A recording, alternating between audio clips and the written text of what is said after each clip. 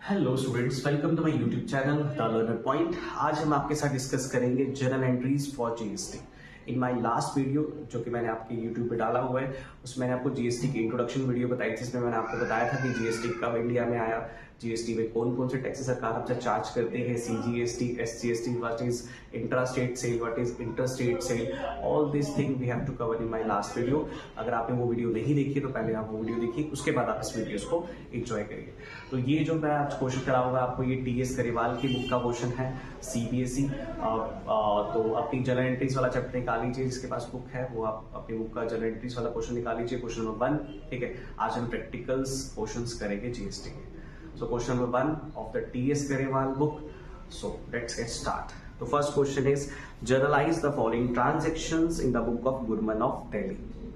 जिसमें आपको 4 एंट्री दे रखी है और चारों एंट्री काफी इंटरेस्टिंग है और काफी एंजॉय करेंगे आप। First transaction is sold goods to Krishna of Delhi at the list price of 20,000, trade discount 10% and CGST and SGST 9% charge, and 5% is also allow the cash discount and he paid the immediately cash। यानी कि हमने goods बेचे हैं Krishna limited को, जिसपे आपको 20% का trade discount लगाना है और उसके बाद आपको सीजीएसटी और एसजीएसटी भी चार्ज करना है 9%, और जो कृष्णा लिमिटेड है उसने आपको इमीडिएट पेमेंट दी है और आपने उसको 5% का कैश डिस्काउंट भी दिया है। तो जिन बच्चों को ट्रेड डिस्काउंट और कैश डिस्काउंट में भी दिक्कत थी, वो भी इस वीडियो में आपकी क्लियर हो जाएगी कि what is trade discount, what is cash discount. So देखिए किस तरह से हम इस एंट्री को लिखेंगे। So question number 1, the first entry is, entry हम कैसे करेंगे, हमारे पास पैसा आ रहा है तो cash account debit and we allow the discount to Krishna, so discount account debit here, cash account debit, discount account to sale. और अगर हम सेल कर रहे हैं तो हम आउटपुट जीएसटी चार्ज करेंगे, so output CGST and output SGST। Clear?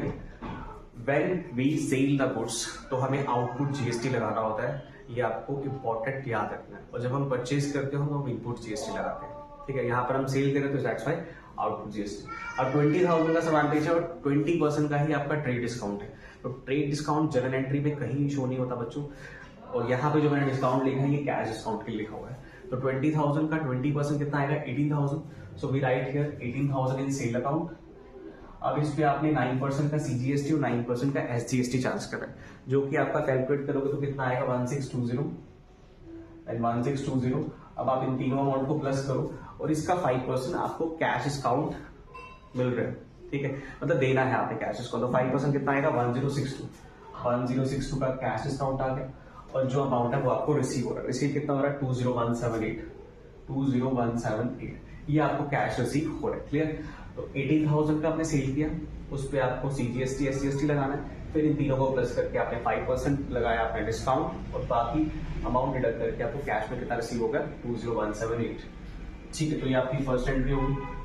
Now second entry, second transaction क्या है, supply goods costing 6,000 to Mohan of Calcutta, issue invoice 10% above cost less 5% trade discount plus IGST charge करना है। ठीक है, अब यहाँ पे क्या हो रहा है, हमने गुड सप्लाई की, सप्लाई का मतलब ही सेल करना ही होता है। तो गुड सप्लाई की हमने मोहन को, मोहन ऑफ कैलकाटा, और इस पे आपको आईजीएसटी भी लगाना है। आईजीएसटी कितना देना है, 18% देना है एंड 10% अबव कॉस्ट पे आपने सामान बेचा भी है।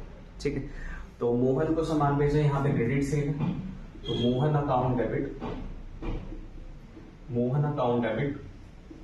then sale account credit to output IGST account।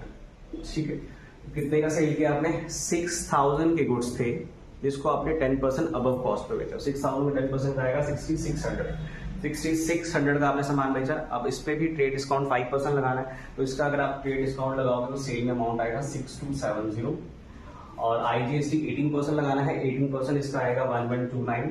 ये राउंड ऑफ करके आ रहा है। ठीक है, पॉइंट को हमने राउंड ऑफ किया है, और इनका टोटल कितना आ जाएगा, 7399।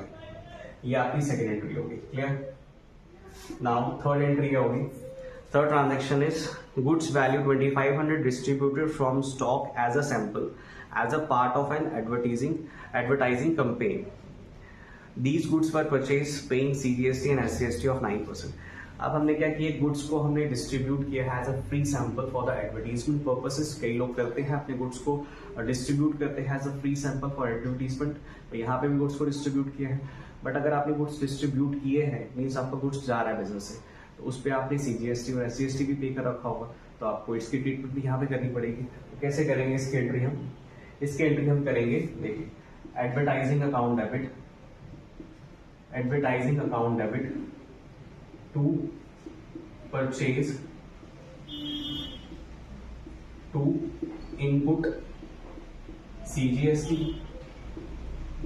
To input SGST।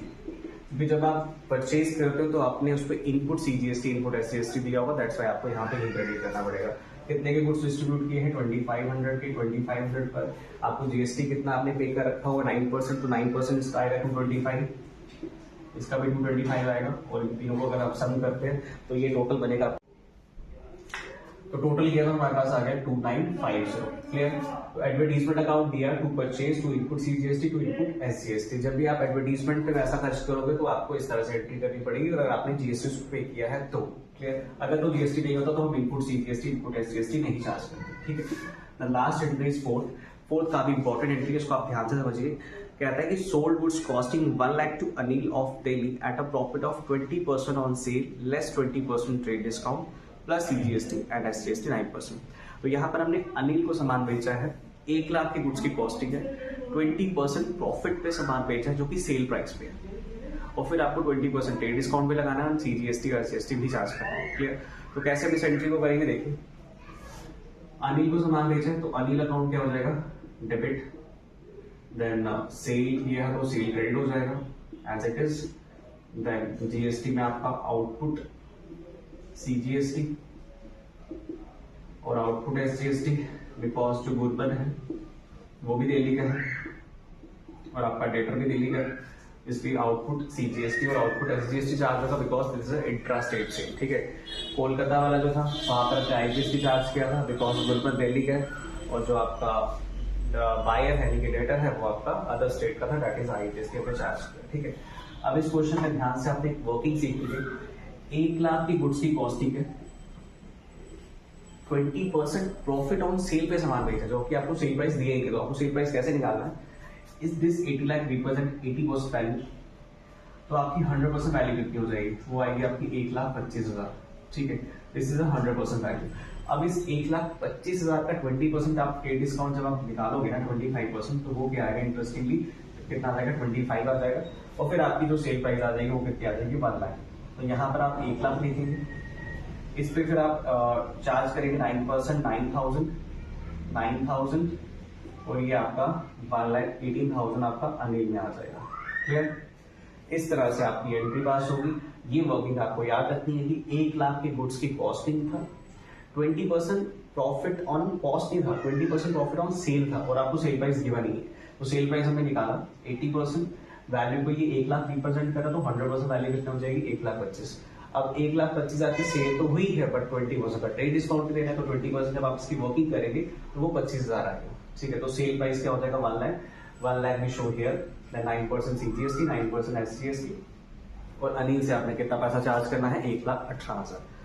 So I think आपको ये वीडियो अच्छे से समझ आई होगी। इंपॉर्टेंटली आपने याद ये रखना है कि जब भी आप परचेज करेंगे तो आप इनपुट GST चार्ज करेंगे, सेल पे आप आउटपुट GST चार्ज करेंगे, और इसके अलावा आपने देख लिया कि अगर आप एडवर्टीजमेंट करते हो तो उस केस में परचेज को CR करना होता है। ठीक है। और ये वर्किंग काफी इंपॉर्टेंट थी। सो आई थिंक आपको ये वीडियो अच्छे से समझ आया होगा। अगर एक बार समझ नहीं आया तो दूसरी बार भी देखिए, आपको कंसेप्ट क्लियर हो जाएंगे, और ये काफी इंपॉर्टेंट कंसेप्ट था GST का, जिसको आपने अच्छे से रिवाइज करना है और अच्छे से समझना है।